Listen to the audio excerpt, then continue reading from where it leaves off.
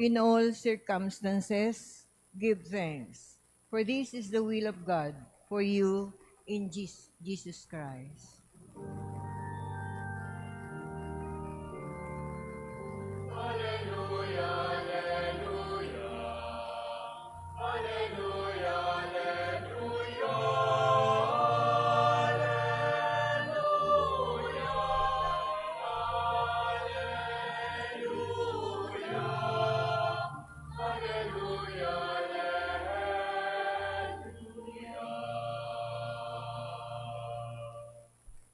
The Lord be with you. And with your spirit. A reading from the Holy Gospel according to Luke. Glory to you, O Lord. As Jesus continued his journey to Jerusalem, he traveled through Samaria and Galilee. As he was entering a village, 10 lepers met him. They stood at a distance from him and raised their voices, saying, "Jesus, Master, have pity on us." And when he saw them, he said, "Go, show yourselves to the priest." As they were going, they were cleansed. And one of them, realizing he had been healed, returned, glorifying God in a loud voice. And he fell at the feet of Jesus and thanked him. He was a Samaritan. Jesus said in reply, 10 were cleansed. Were they not? Where are the other 9? Has none but this foreigner returned to give thanks to God? Then he said to him, "Stand up and go. Your faith has saved you."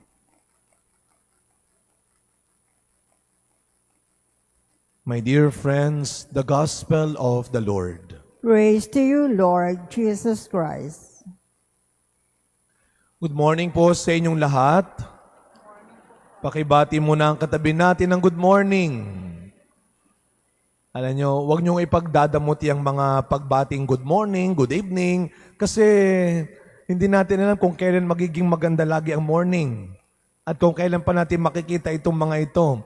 And once again, this Sunday, we are so grateful to God for allowing us to celebrate this Eucharist again. Pwede ba sabihin natin na malakas, "Thank you, Lord." Di ba ho? Talagang mapapa-thank you tayo. At tayo nakapagsimba ulit. Nakapag-serve pa rin. Dahil sa dami ho ng mga nangyayari sa paligid natin ngayon. Sunod-sunod. Talagang mapapa-thank you tayo. And this is the theme of the Sunday celebration. Today we also remember our indigenous brothers and sisters. Today is Indigenous Sunday and the Extreme Poverty Sunday. Linggong inaalay natin para sa mga higit na naghihirap. Kaya kung feeling mo ay mahirap ka na dahil hindi mo nabili itong klase ng bag na ito, dahil hindi ka pa rin nakakakain doon, dahil wala ka pa rin ng ganito, dahil ito lang tayo, naku po, mag-isip-isip tayo mabuti. Perhaps there are more who deserve to say that.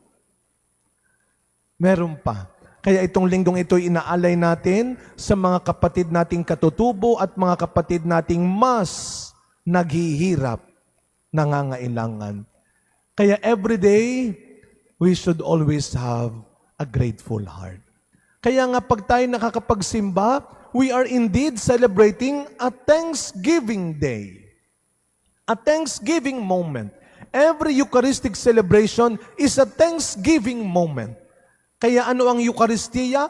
Ang katumbasin ng salitang ito ay pasasalamat. Bawat misa ay misa pasasalamat. Kahapon ay nag-celebrate kami ng aking mga kabatchmate ng aming 17th anniversary. Kanina ho, nagkukwentuhan kami nila Tita Yeng bago magmisa. Sabi niya, "Alam mo ba, Father, na bago magmisa kagabi, lumindol pa?" Dahil siya ay nasa mataas na lugar, feel niya, ako nalaman ko lang yan nung bago matulog na, abay, habang pala kami ay nagse-celebrate, may mga kapatid tayo rin na takot na naman. And we must be grateful. And pray for us, priest.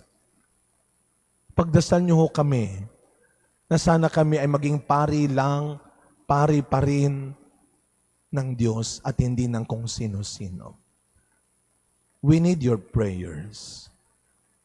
17 years that we've been blessed, broken, and shared by the Lord. At katulad ni Naaman na pinagaling sa unang pagbasa natin, lahat po tayo, hindi lang kami. Lahat tayo ay dapat maging para sa Diyos lang at laging sa Diyos lamang. With all these things na nangyayari sa paligid natin, magandang tanungin natin ang sarili natin. In the first reading, from the beautiful experience at Naaman, nung siya ay pagalangin ng Diyos, nung siya ay pinagpala ng Diyos, ano ang ginawa ni Naaman? Sinamahan niya ng pananalig at paninindigan ang pasasalamat niya sa Diyos. If you are grateful to God, then you must remain for God. Then you must always be for God. Ano ang ginawa ni Naaman? Nung siya ay pinagaling ng Diyos, anong sabi niya? Wala na akong hahanapin pang ibang Panginoon. Wala na akong ibang sasambahin pang Panginoon, ikaw lamang. Alam niyo, lahat gagawin ng Diyos para lang manatili tayo sa Kanya. Para hindi natin siya ipagpalit sa iba. Sabi ko nga kahapon, hindi po seloso ang Diyos, pero ang gusto niya, siya lang. At sa Kanya ka lang. Habang pinapanood ko ho, at ipagdasal natin, wag na natin pagkwentuhan, ito nakakalungkot lang, ginagawa pang biro-biro ko minsan. Yung mga eksena ng lindol, hindi ho biro yun. Ito nga, pinag-aaralan, bakit parang Luzon, Visayas, Mindanao na. Nagparamdam na sa Maynila. Sabi sa pag-aaral, pag dito nangyari yan, triple. Hindi lang doble. Ang magiging problema. Kapag ho pinapanood ko mga eksena, tingnan ho ninyo, pakinggan ninyo ang sigaw ng mga tao. Habang sila ay naiipit sa gitna ng kalamidad, Bisaya man yan o Tagalog, ano ang sigaw nila? Diyos ko, Ginoo, Lord Jesus Christ. So, kailan tayo sisigaw ulit ng malakas na ganon? Kailan natin siya tatawagin ulit? Kailan natin gagawing sa Kanya lang tayo? Kapag naipit na rin tayo sa ganong sitwasyon. Sa mga mag-aasawa, yun din ang hinihingin ng Diyos. Hindi siya seloso, pero gusto niya sa Kanya ka lang, for better or worse. In sickness and in health, till death do us part. Sa Kanya ka lang. Kaya maganda yung tinuturong halimbawa ni Pablo sa ating ikalawang pagbasa ngayon. Alam natin ang kwento ni Pablo. Pagkatapos siyang patawarin, tanggapin ni Kristo, anong ginawa ni Pablo? Matapang at matibay niyang pinangaral ang mabuting balita. Mula sa pagiging taga-usig ng mga Kristiyano, naging mangingibig ni Kristo. After siyang patawarin at baguhin ni Kristo, wala siyang takot na ipinangaral ang mabuting balita. Ito yung pangalawa. Una, hindi seloso ang Diyos. Pangalawa, hindi po nanunumbat ang Diyos. Pero, inaasahan tayo ng Diyos. Hindi siya nanunumbat, pero may inaasahan siya sa iyo. If you are grateful, then the best way to be grateful is to be generous. Alam niyo, bilang pare, ako'y personal nagpapasalamat ho. Binibiro ko nga kanina ho, sila nanay sa likod. Kaya ko rin pinili na mag-celebrate kahapon ng aking anniversary. Hindi umaga, hindi tanghali. Ginawa kong gabi na para mas maraming tao. para yung mga bisita ko ay pumunta. Aba, syempre, kapag maraming tao, di maraming koleksyon. Kaya sabi ko, sasamantalahin ko na para sa simbahan. Pero biro ho. Ako'y nagpapasalamat ho mula sa aking puso sa inyo pong mga binibigay na tulong. Pag kayo naguhulog, nagbibigay, donasyon, ako naniniwala hindi dahil sa ganang-sagana na kayo. Ako'y natutuwa at nagpapasalamat sa Diyos kapag may lumalapit, nagbibigay. Minsan, ito I always believe this, sometimes the poor people are the generous people. At pag tinatanong ko, bakit nagbigay ka pa? Pag tinatanong ko, bakit ang laki-laki naman ito? Alam niyo kung anong kahangahangang sagot? Isa lang, sige na Father, nagpapasalamat lang. Nagpapasalamat lang, Father. Gratitude will always be the best attitude. Hindi ba yan ang hinanap ni Kristo sa ebanghelyo natin? Di ba pasasalamat lang naman ang hinanap niya? Hinanap niya sa 10 ketongin na pinagaling niya. Nasaan ang pasasalamat ng mga taong pinagaling at niligtas niya? Bakit isa lang ang nakaalala? Dayuhan pa. Hindi pa taga dito. Nasaan ang 9 na pinagaling? Alam nyo, ang hinanap niya, hindi naman hiyawan Hindi palakpakan. Hindi handaan ang hinanap niya. Minsan tayo kasi, pag tayo nagbigay, pag tayo tumulong, ito kahit pabiro lang, pero itong pinagmumulan talaga ng pandaraya at korupsyon. Yun lang. Thank you lang. Wala bang anuman lang dyan? Walang hinanap si Kristong handaan. Wala siyang hinanap na anumang alay. Ang hinanap lang niya, thank you. Pasasalamat man lang. Meron tayong kasabihan, gratitude is the memory of the heart. Gratitude is the memory of the heart. Tandaan niyo po ito. Kadalasan, paghanga ang binibigay ng isip, pero pagkilala ang binibigay ng puso. Kaya siguro, yan ang ginawa ni Maria. Naalala ho ninyo, nung sobra siyang lungkot, nung sobra siyang takot, at nahihirapang unawain ang nangyayari sa anak niya, ano ang sabi ng kasulatan?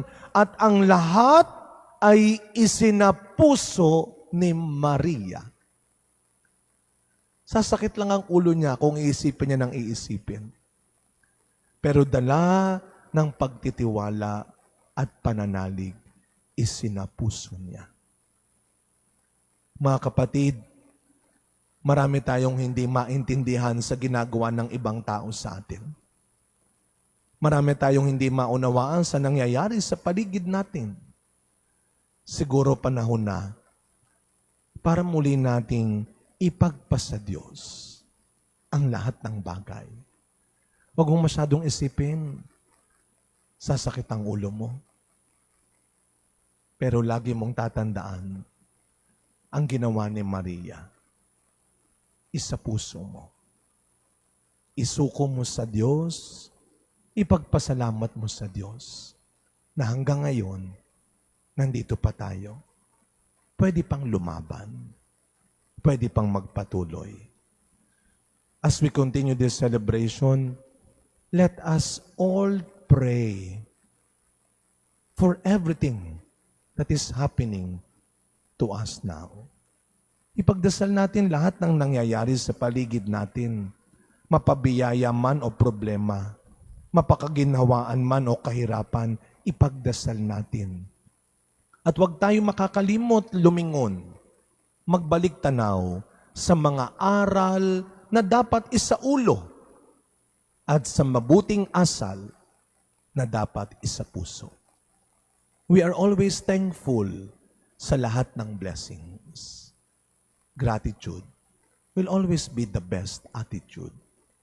And when you count your blessings, do not forget to count yourself in. Biyaya ka pa rin. Amen.